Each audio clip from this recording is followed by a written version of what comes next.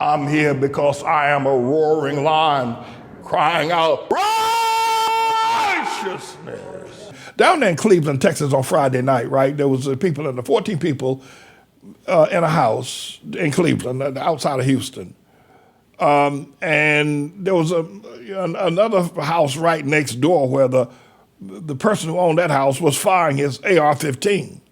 Now, an AR-15 is a powerful weapon. That's a bad mamma jam. That bullet would penetrate a tank. An AR-15 bullet, which is a large bullet, travels at the rate of 3,000 feet per second. How many of y'all remember your early fifth grade teaching where you learned how long a mile is? A mile is 5,280 feet, right? That's how long a mile is. Well, an AR-15 bullet fire will travel a mile in a minute and a second and a half. It'll travel a mile. It'll penetrate a tank. AR-15. And they're goo gobs of them. Everybody got one, seems like, except me. And this guy was just shooting his AR-15, like, he's drunk, and out there in his yard shooting the AR-15. Brrr, brrr, brrr. And so one of the people in the house next door said, could you please stop that? Because, the baby can't go sleep with all that noise. You know what he did? He turned around and came in the house and shot up everybody in the house. A lot of people jumping out the windows, running to try to get away. But he killed 5 people, including a 9-year-old boy and his mother, and the boy's mother. And most of the people he killed were young. This is madness. The other thing about this event is that the reports are coming out now that this family, before they went over to talk to this guy bratting that AR-15, that they called the police. They called the police, and they kept calling the police, and the police never came. They came a half an hour later. By the time the police got there, they called 911. By the time police got there, 5 people were dead, and everybody else was running for their lives. But these are the beautiful people that were killed. It's too bad. It's just, that's just so tragic. If I could find that guy, what's his name, I'd beat him, I'd do a job on him. I'd go back to my old days. If the guy to kill those people, in fact, in these mass shooters, if I can get a hold of it, tell them don't come nowhere near me, I'll do a job on them. But the other thing is that about, this mass shooting, is that they can't find the guy now. Ain't that nothing? He's probably down there in Mexico now. He's probably down there in Mexico.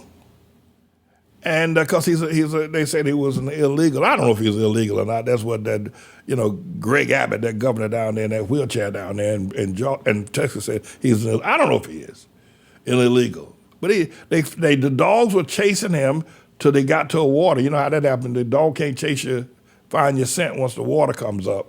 Issue gets involved in it. So he's been on the run now for 4 days. That boy, he could be hiding out someplace.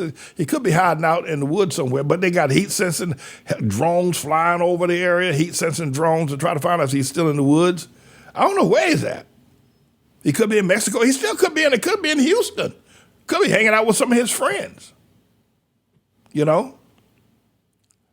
I hope they catch him. But if he's in Mexico, forget it. They'll never get him if he's in Mexico. I don't know.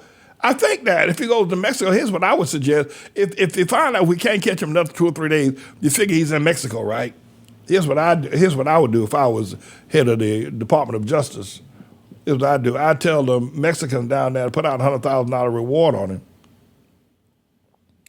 And I guarantee if he's anywhere in the whole mainland of Mexico, them doggone Mexicans will find him.